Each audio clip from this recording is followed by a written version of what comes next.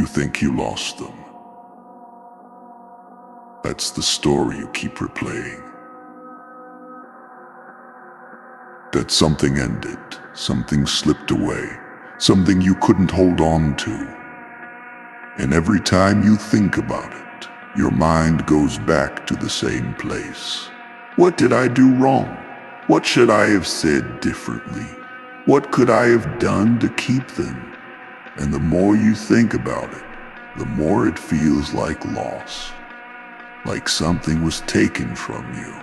Like something you needed is no longer there. But what if that's not what actually happened? What if you didn't lose them the way you think you did? Because if you look closely, if you stop focusing on the outcome and go back to the moment, the exact moment where things shifted, you'll notice something. It wasn't about them leaving. It wasn't about what they said. It wasn't even about what happened after. It was about what happened inside you. That moment where something changed, where your control slipped, where your reaction took over. And you didn't notice it at the time, because in that moment, it felt right. It felt justified. It felt like you had to respond. You had to say something. You had to do something. Because not doing anything felt like losing. But that's where the mistake was. Because the moment you felt like you had to react was the moment you stopped being in control. And once control is gone, everything else follows. Your tone changes, your energy shifts, your behavior becomes different. Not because you chose it, because you were driven by something else. Emotion. And emotion in that moment wasn't guiding you. It was controlling you. And that's what most people don't see. They think they lost someone. They think they lost a situation. They think they lost an opportunity. But if they look deeper, what they actually lost was control over themselves. And that loss is what created everything else.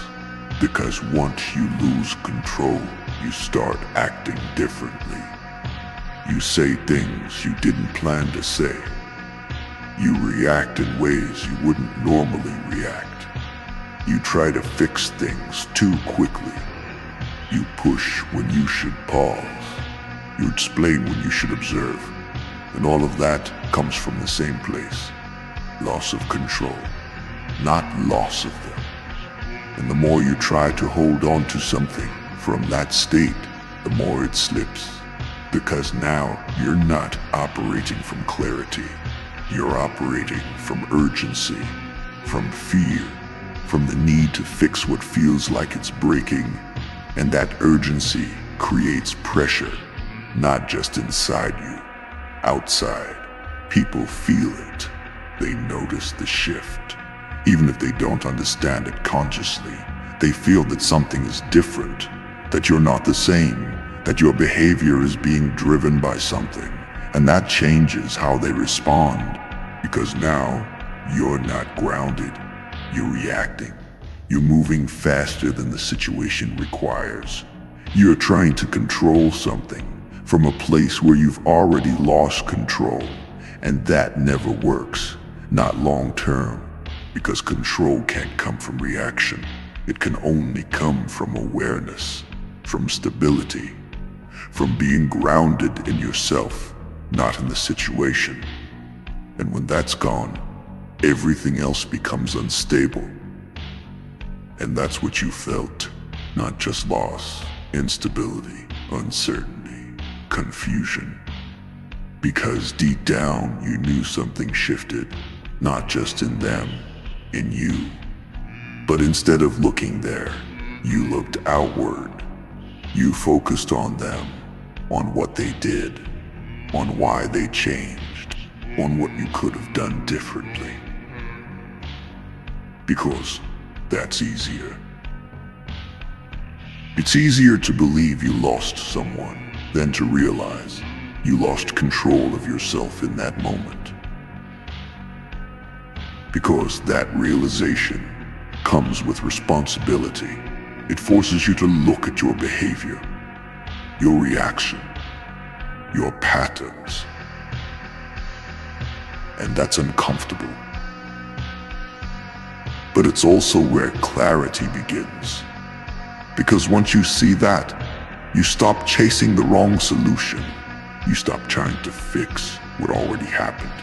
And you start understanding it. You start seeing the moment clearly, not emotionally, logically. You see where your reaction took over. You see where your behavior shifted. You see where you lost control. And that clarity changes how you move forward. Because now, you're not trying to get something back. You're trying to understand what actually happened. And that understanding is what gives you control again. Not over them, over yourself. And that's where everything starts to change. Not when you try to hold on to something, but when you stop losing yourself in the process. If you go back, not to the ending, but to the moment before everything changed, you'll see it. Not clearly at first, but it's there.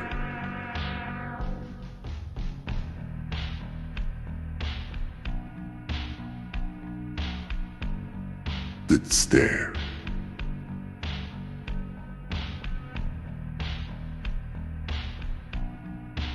There was no big event, no clear signal, just a feeling, a subtle one. Something didn't sit right. Something felt off. Maybe it was something they said. Maybe it was something they didn't say.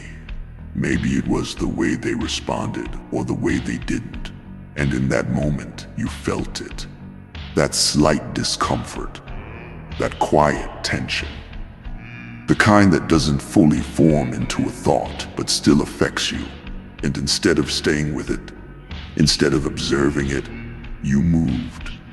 You reacted, not loudly, not aggressively, but enough. Enough to shift your behavior. Enough to change your tone. Enough to let that feeling guide what you did next. And that's where it starts. Not when everything falls apart, but when you lose control in a small way. Because control doesn't disappear all at once. It fades, gradually, through small decisions, small reactions, small shifts in behavior that seem harmless in the moment, but change everything over time. Think about it. You don't go from being completely in control to completely out of control instantly.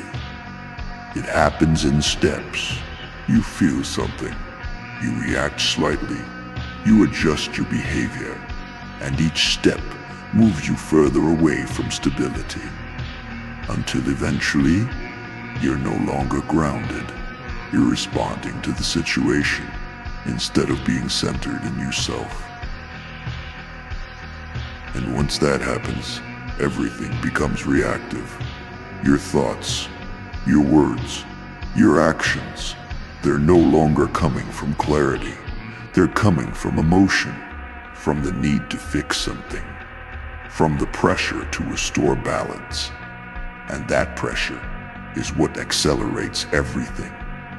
Because once you feel like something is slipping, you try to hold on to it. You try to correct it. You try to regain control. But you're doing it from a place where control is already unstable. And that creates a loop. You react, which creates more instability, which makes you react more. And each reaction moves you further away from where you started, further away from control, further away from clarity, and closer to something else. Urgency. That feeling that you need to act now, that you need to say something now, that you need to fix this before it gets worse. And urgency is one of the fastest ways to lose control. because it removes patience. It removes observation. It removes the ability to step back and see the situation clearly. And once those are gone, you're no longer choosing, you're reacting. And reaction is what drives everything forward. Not in a controlled way, in a chaotic way. Because now, you're not responding to what's actually happening. You're responding to how it feels, and feelings in those moments are not stable. They shift quickly. They intensify. They distort perception. They make things seem bigger than they are, more urgent than they are, more personal than they are. And when you act from that state, your behavior reflects it. You might say more than you intended. You might push harder than necessary. You might try to explain yourself too much. You might try to control the outcome instead of understanding the situation.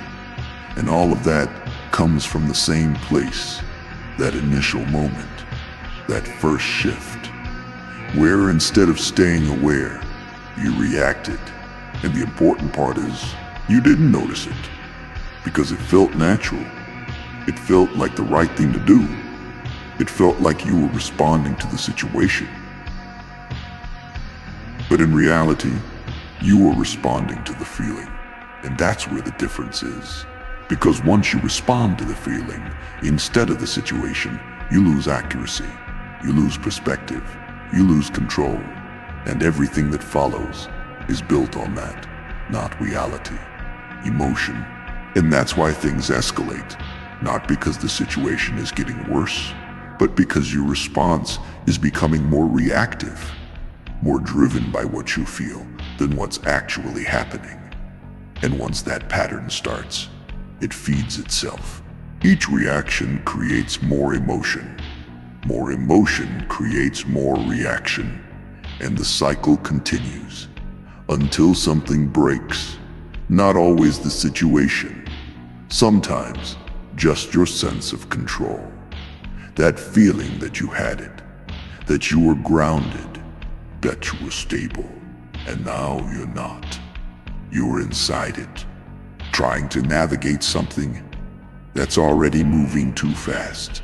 And by the time you realize it, by the time you step back and see what happened, it's already over.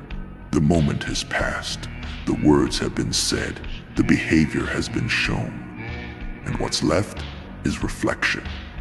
Looking back, trying to understand, trying to figure out where it went wrong. And the truth is, it didn't go wrong at the end. It went wrong at the beginning, at that first moment, where something felt off, and instead of observing it, you reacted to it. That's where control slipped. Not completely, but enough. Enough to start the chain. Enough to move you out of awareness and into reaction.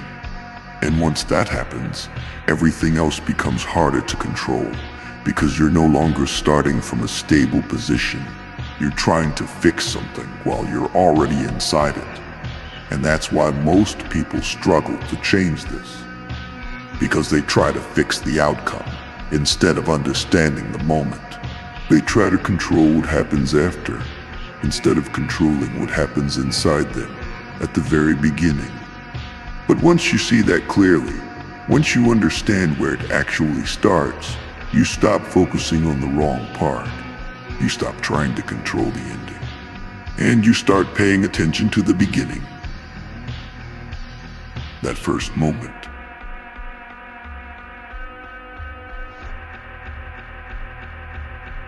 That first feeling. That first urge. Because that's where everything is decided, not later, right there. And if you can stay aware in that moment, if you can pause there, if you can choose not to react immediately, you stop the entire chain before it even begins. And that changes everything. Not because you controlled the situation, but because you didn't lose control of yourself. Once control starts slipping, something else takes over. Not logic, not clarity, something deeper. Attachment. That feeling that you're about to lose something, not necessarily the person, the connection, the position.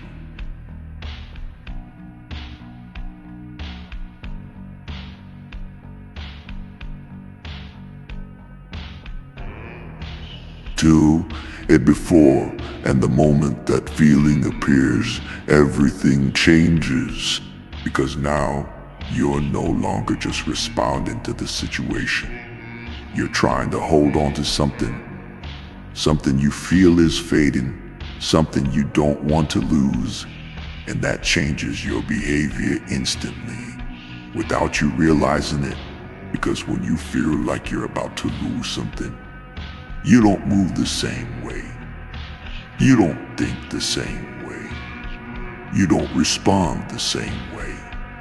You become more reactive, more focused, more emotionally involved. Not because you choose to, because you feel like you have to. Because your mind tells you, if you don't act now, you'll lose it. And that urgency pushes you to speak, to explain, to fix, to correct, to regain something that feels like it's slipping away. But here's what most people don't see. The moment you try to hold on to something from that state, you're already losing it. Not because of them, because of how you're showing up. Because now you're not stable, you're not grounded, you're reacting. And that reaction comes with pressure. Not just inside you, in the interaction. People feel it. That shift, that change in energy, that sense that you're trying to control something, trying to fix something, trying to hold on to something. And that pressure changes how they respond. Because now, the interaction is no longer natural. It's forced, not obviously, but subtly. And that subtle shift is enough. Enough to create distance. Enough to make things feel different. Enough to change the dynamic. And that's where most people get confused. They think they're losing someone because of something external. But if they look closely, what actually changed was how they showed up. How they responded, how they moved in that moment. Because once you move from a place of urgency instead of awareness, your behavior reflects it. You might say more than necessary. You might try to explain yourself too much. You might try to control the outcome. You might try to speed things up. And all of that comes from the same place. That fear of losing something, that need to hold on to it. But the problem is that behavior does the opposite. It doesn't stabilize the situation, it destabilizes it further. Because now you're not grounded. You're reacting to what you feel instead of responding to what's actually happening. And that creates imbalance. Because one side is stable and the other is reactive. And when that happens, the dynamic shifts. Not because one person is stronger, but because one person is more in control. And control, in those moments, comes from stability, from not being pulled by the feeling, from not trying to force an outcome, from staying grounded even when something feels uncertain. But when you're attached, that's hard because attachment creates urgency. It creates the feeling that something must be done, that you can't just observe, that you can't just pause, that you have to act. And that urgency is what drives the reaction, not the situation itself. The feeling about the situation. And once you see that, you realize something important. It's not the situation that caused you to lose control. It's how you felt about losing it. That fear, that discomfort.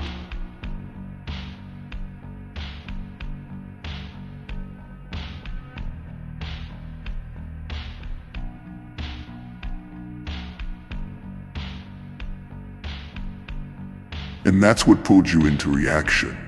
Not them, not what they said, not what they did, what you felt. And once you understand that, you stop blaming the situation. You stop focusing only on what happened externally, and you start looking inward at the moment where that feeling appeared, where that attachment formed, where that urgency started.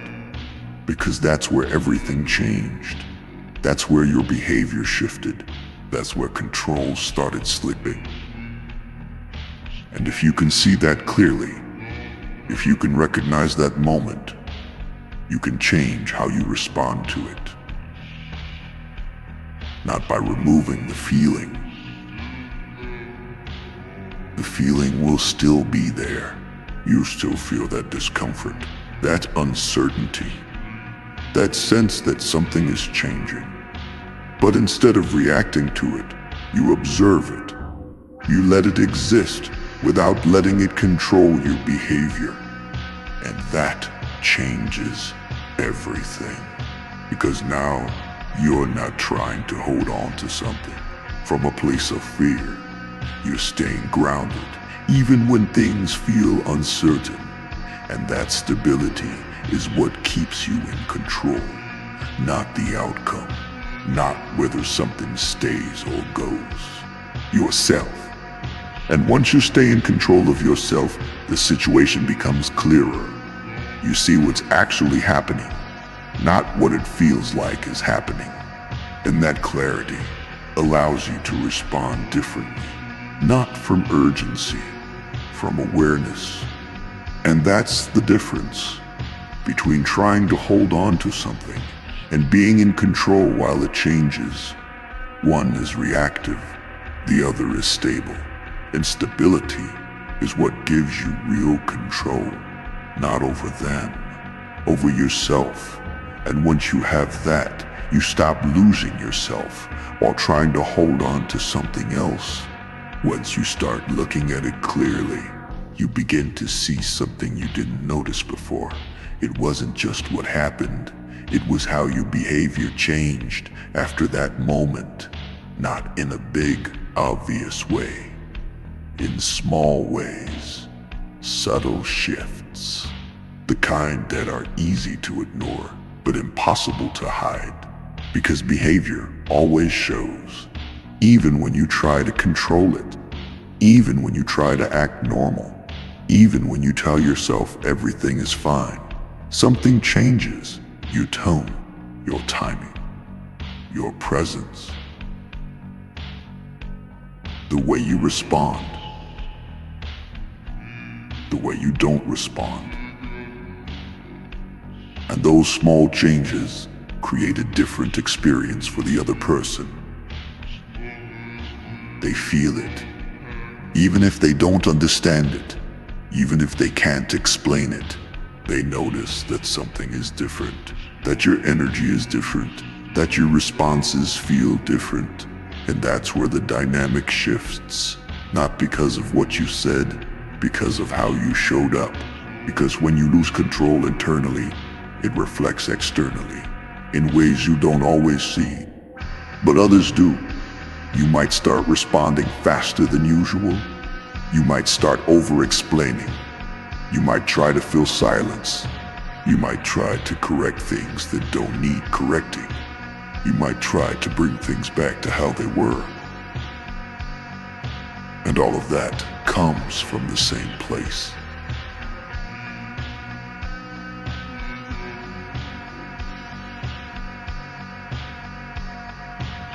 That something has changed. That something is not stable anymore. And when you act from that feeling, your behavior becomes different, not grounded, reactive. And that creates a certain kind of pressure. Not loud, not obvious, subtle, but real. Because now, the interaction feels different. It feels heavier, more forced, less natural, and the other person picks up on that. Not consciously, but instinctively.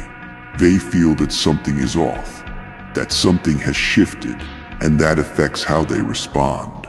They might pull back slightly, not because they decided to, because the dynamic feels different. They might become less engaged, less responsive, more distant. And when that happens, you feel it. And that feeling triggers more reaction, more effort, more attempts to fix what's changing. And that creates a cycle.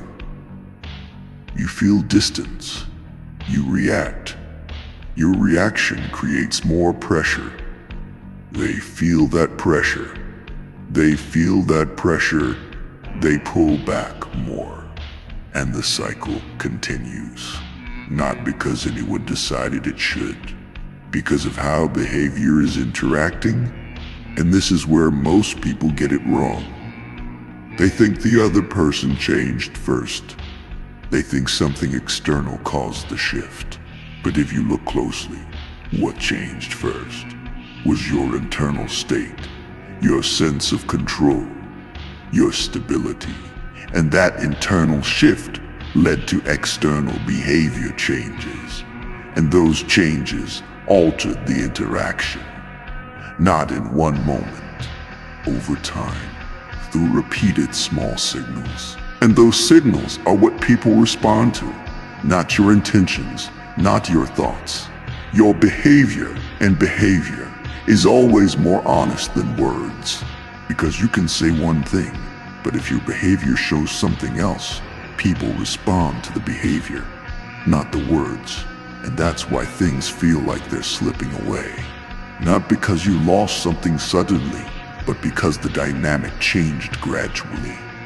Through small shifts, through repeated reactions, through subtle changes in how you showed up. And once that pattern starts, it feeds itself, because each reaction creates more change, more instability, more difference in how the interaction feels. And the more it changes, the harder it is to bring it back. Not because it's impossible, but because you're trying to fix it from the same reactive state that created it. And that doesn't work, because control can't come from reaction. It has to come from stability, from being grounded again, from not chasing the outcome, but understanding the pattern. And once you see that, you stop trying to fix things externally.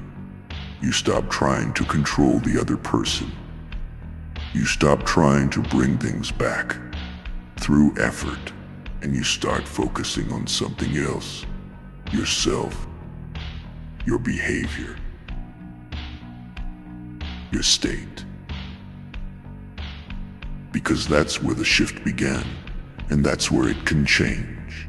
Not by forcing anything, by stabilizing yourself again. By not reacting to every shift, by not trying to control every moment, by allowing space, by allowing things to move naturally without forcing them. And that's difficult, because it feels like doing nothing. It feels like you're letting things slip, but in reality, you're removing the pressure. You're removing the reaction. You're removing the behavior that was creating instability. And when that's gone, the dynamic has a chance to reset. Not always, not perfectly, but enough. Enough for things to stabilize again. Enough for clarity to return. Enough for you to see what's actually happening without being inside it. And that's where control comes back. Not through effort, through awareness, through stability, through not losing yourself while everything else is shifting. And once you reach that point, you don't feel like you're losing something anymore. You feel like you're understanding it, And that changes everything, because now you're not reacting to what's happening. You're seeing it clearly and responding only when it makes sense, not when it feels urgent. And that difference is what keeps you in control. At some point, you stop asking the same questions, not because you got the answers you wanted, but because you started seeing something different. You stop asking, why did they change? Why did they pull away? Why did this happen? And you start asking something else. What did I do when I felt it slipping? Because that's where everything is.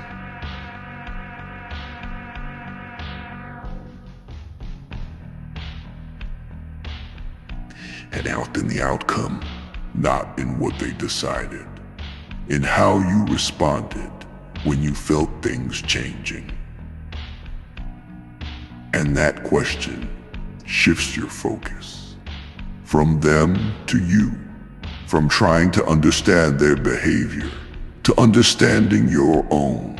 And once you start looking there, you begin to notice patterns, not just one moment, many different situations, same response, that feeling of urgency, that need to act, that instinct to hold on. And once you see that pattern clearly, something changes. You stop seeing it as just how things happen. You start seeing it as something you're doing, not intentionally, but consistently. And that realization is uncomfortable because it removes the illusion. The idea that everything is happening to you. It shows you that you're part of the pattern. Not the cause of everything, but not separate from it either. And that's where real change begins. Not when you blame yourself. When you understand yourself. When you see your behavior clearly, without trying to justify it, without trying to defend it, just seeing it. And once you see it, you start to question it. Not aggressively, not critically, curiously. Why do I react like this? Why do I feel the need to hold on? Why does this moment affect me so much? And those questions lead you deeper, not into the situation, into yourself, into the way you process things, into the way you respond to uncertainty, into the way you handle change. And the more you understand that, the less automatic it becomes. Because now, you're not just reacting, you're aware of the reaction. You see it forming, you feel it rising. And instead of following it, you pause. Not because you're forcing yourself, because you understand it. You know where it leads.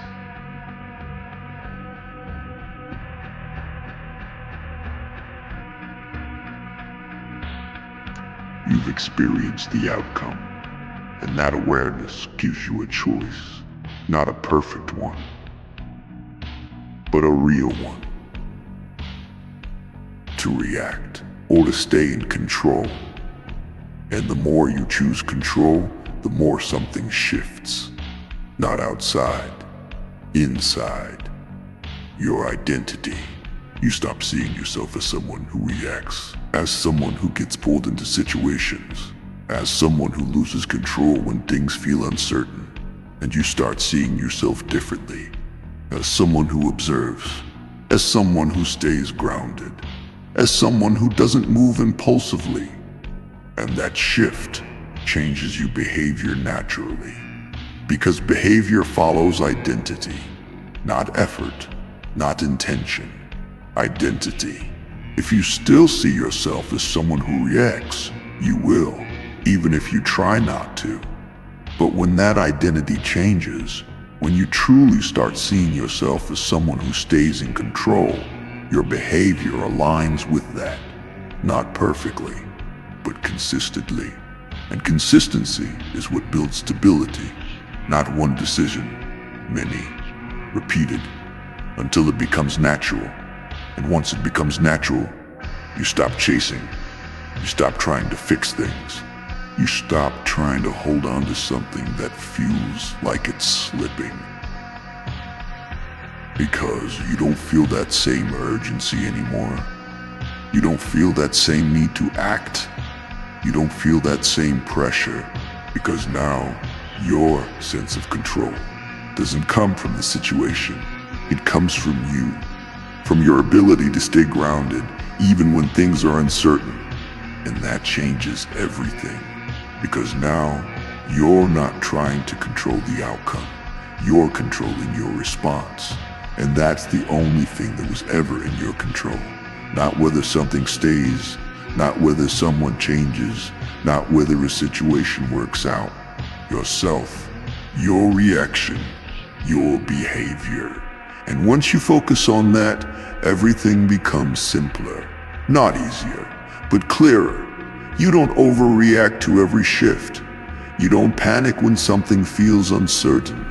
You don't try to force stability where it doesn't exist. You allow things to be what they are, while staying in control of yourself. And that creates a different kind of presence. A grounded presence. A stable presence. The kind that doesn't chase. The kind that doesn't react impulsively.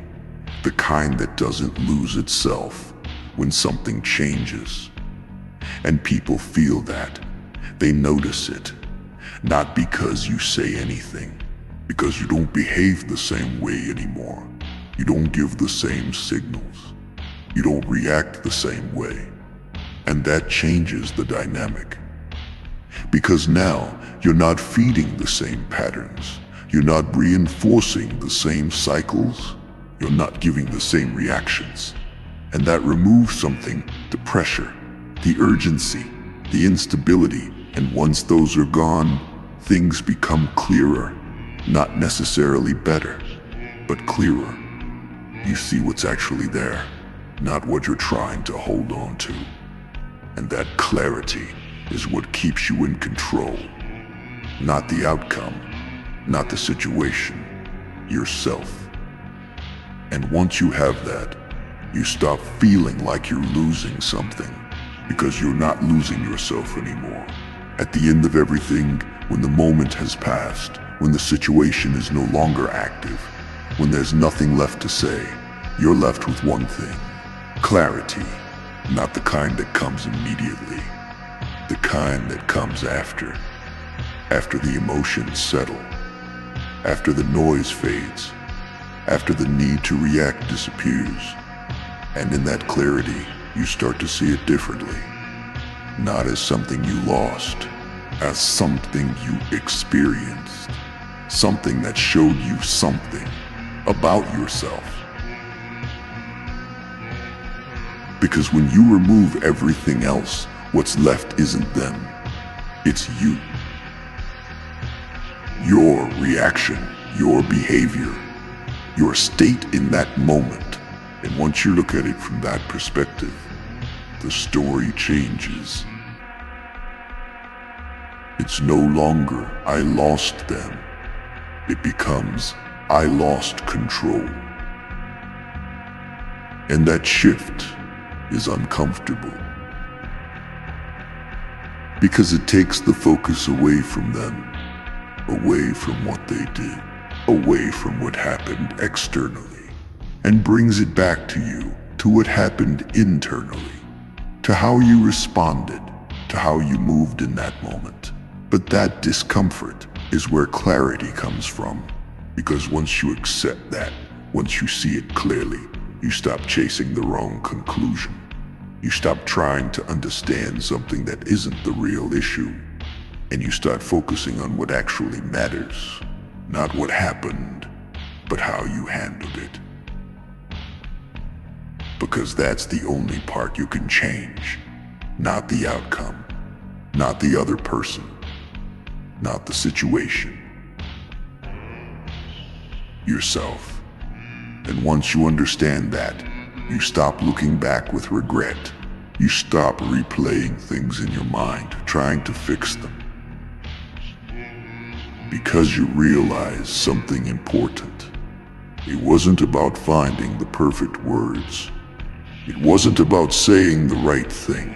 It wasn't about doing something differently in that moment. It was about staying in control.